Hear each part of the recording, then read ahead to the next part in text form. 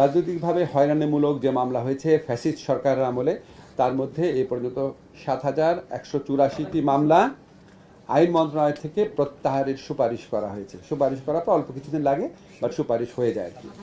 ৭,১৮৪। আপনাদের একটু ব্যাখ্যা করে বলি, একটা মামলা প্রত্যাহার করার ক্ষেত্রে আমাদের অনেক কাগজপত্র পরীক্ষা করতে হয়। অনেক সময় এমন মামলা আসে যেই মামলা আসলে রাজনৈতিক হয়রানিমূলক না, এবং অনেকে অনেকভাবে নাম ঢুকে দেয়। এগুলি প্রতিনিয়ত আমাদের আইন মন্ত্রণালয়ের কর্মকর্তা এবং স্বরাষ্ট্র মন্ত্রণালয়ের কর্মকর্তারা ওনারা প্রতিনিয়ত এটা আপনার খতিয়ে দেখছেন। অনেক কাগজপত্র ডিল করতে হয় আমাদের, মানে বাইরের থেকে দেখলে মনে হয় যে আমরা আসলে খুব দ্রুত করছি নাকি। আমি আপনাদেরকে নিশ্চিত করতে চাই, আমাদের যারা অফিসাররা আছেন দুই মন্ত্রণালয়ের, তারা অত্যন্ত সিনসিয়ারিটির সাথে কাজ করছেন। এর চেয়ে দ্রুত কাজ করা সম্ভব কিনা আমার জানা নাই, তারপরেও আমরা এখানে আরও অফিসার নিয়োগ করে এটাকে আরও দ্রুততর করার চেষ্টা করছি। সন্ত্রাসীদের ক্ষেত্রে যে ঘটনা ঘটেছে, কিছু কিছু সন্ত্রাসী আগেই জামিন পেয়েছিল। আপনারা কেন একটু ইনভেস্টিগেট করেন? আপনাদের এখানে কি অনুসন্ধানী সাংবাদিক নাই?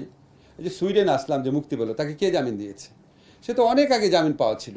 জামিন পাওয়ার পর সে জেল থেকে বের হয়নি, হয়তো মৃত্যুর ভয়ে বা ক্রস ফায়ার হওয়ার ভয়ে। জামিন পাওয়ার পরে বের হয়েছে, তারপর বলা হয় সুইডেন আসলাম জামিন পেয়েছে। একটু ইনভেস্টিগেট করেন না কেন? এই জামিন নিয়ে যে এত প্রশ্ন করেন, খালি আমার থেকে উত্তর চান কেন? আপনারা প্রত্যেকটা ইনভেস্টিগেট করেন। সন্ত্রাসী যারা জামিন পেয়েছে তারা কে আগের আমলে জামিন পেয়েছিল, বর্তমান সরকারের আমলে বের হয়েছে, এটা তার অধিকার বের হওয়া, এত কিছু করার নাই।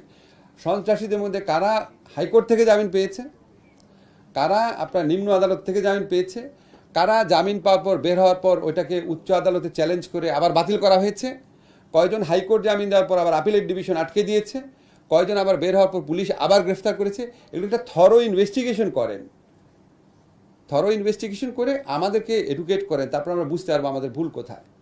আমাদের বলতে বুঝাচ্ছি, আপনারা তো মানে একটা জবাবদিহিতার একটা ইনফর্মাল ইনস্টিটিউশন অফ অ্যাকাউন্টেবিলিটি।